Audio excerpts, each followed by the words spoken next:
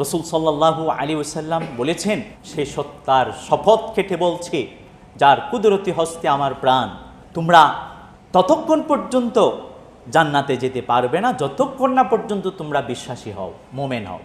লা তাদখুলুল জান্নাহ হাত্তা তুমিনু ওয়া লা তুমিনু হাত্তা তাহাব্বু, তোমরা ততদিন পর্যন্ত প্রকৃত মোমেন হতে পারবে না যতদিন না পর্যন্ত তোমরা পরস্পরকে ভালোবাসো। মোমেন বলতে পরস্পরকে ভালোবাসতে হবে। এটা ভালোবাসা হাদিসের নির্দেশনা। প্রিয় হাজরিন, যতদিন পর্যন্ত তোমরা প্রকৃত মোমেন হতে পারবে না, জান্নাতেও যেতে পারবে না। যতদিন পর্যন্ত পারস্পরিক হৃদ্যতা ভালোবাসা প্রদর্শন করবে না, প্রকৃত অর্থে পরকে ভালোবাসবে না, ততদিন প্রকৃত মোমেন হতে পারবে না। রসুল সাল্লাল্লাহু আলাইহি ওয়াসাল্লামের পরে বলেছেন, আওয়ালা আদুল্লুকুম আলা শাইইন ইযা ফাআলতুমুহু তাহাবাবতুম, এমন বিষয়ের সন্ধান কি আমি তোমাদেরকে দেব না যা করলে ফলশ্রুতিতে তোমাদের পারস্পরিক হৃদ্যতা ভালোবাসা সম্প্রীতি বৃদ্ধি পাবে? সাহাবায়ে কেরাম বলেছেন, অবশ্যই ইয়া রাসূলুল্লাহ সাল্লাল্লাহু আলাইহি ওয়াসাল্লাম। তখন নবীজি সাল্লাল্লাহু আলাইহি ওয়াসাল্লাম বলেছেন, আফশুস সালাম বাইনাকুম, তোমরা পারস্পরিক সালামের প্রচার করো। সালামের শক্তি কত বেশি জানেন? আপনার একজন দুশমন, রক্তের দুশমন, আপনি যদি তাকে প্রথমে সালাম দিয়ে দিতে পারেন, দেখবেন তার যে রাগ অগ্নিশর্মা তা খেটে পড়বে। সালামের শক্তি এত বেশি। এই সালামের কারণে মুসলমানদের পারস্পরিক হৃদ্যতা সম্প্রীতি ভালোবাসা বৃদ্ধি পায়।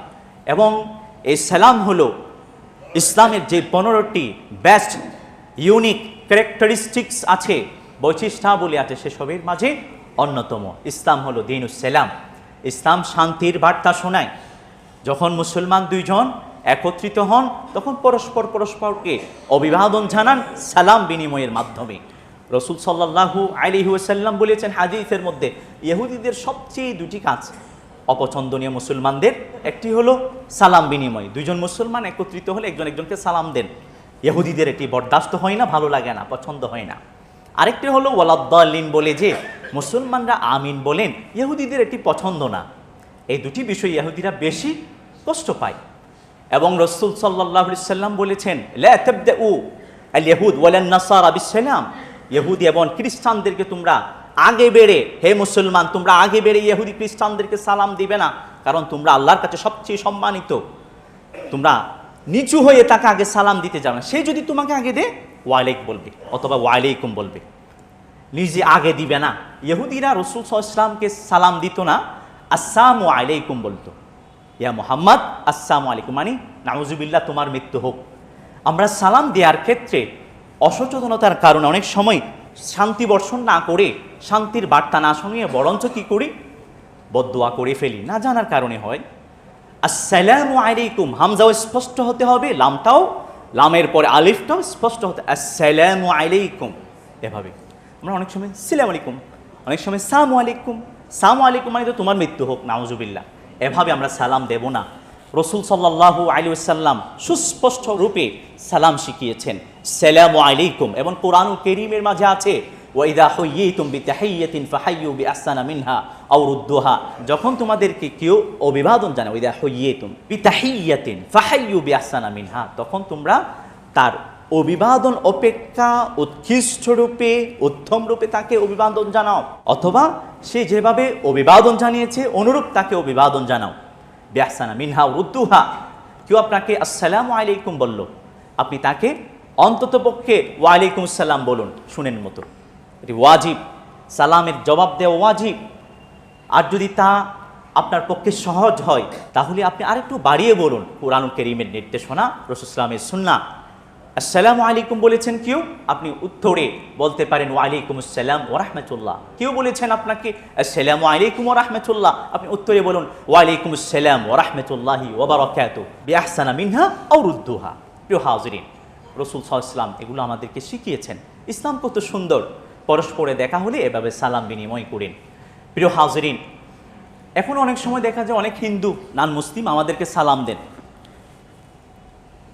বিভিন্ন ধরনের স্বার্থ সিদ্ধির জন্য দেন বা পরিবেশ রক্ষার জন্য দেন।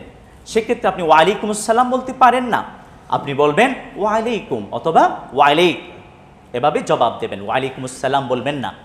একইভাবে অনেক সময় না জেনে দেখা যাচ্ছে, বোঝাই যাচ্ছে না এ মুসলমান নাকি গায়রে মুসলমান।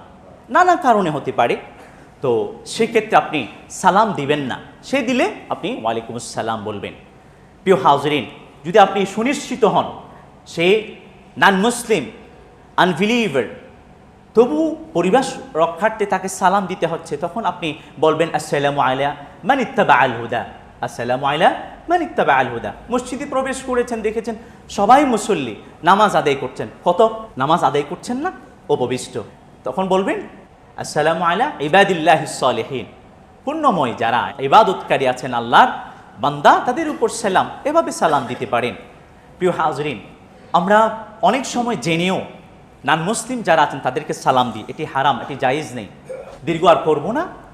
এভাবে রসুল সাল্লাল্লাহু আলাইহি সাল্লামের অনেক সুন্নাহ আছে, তাহলে 3টা সুন্নাহ পেয়ে গেলাম। একটি হলো সালামের অধিক প্রচার প্রসার করা, যে কোনো ভালো উত্তম গুরুত্বপূর্ণ কাজে ডানকে পায়ে উঠে দেয়া। একইভাবে সবসময় যে কোনো পুণ্যময় ভালো কাজ করতে গেলে বিসমিল্লাহ পাঠ করা।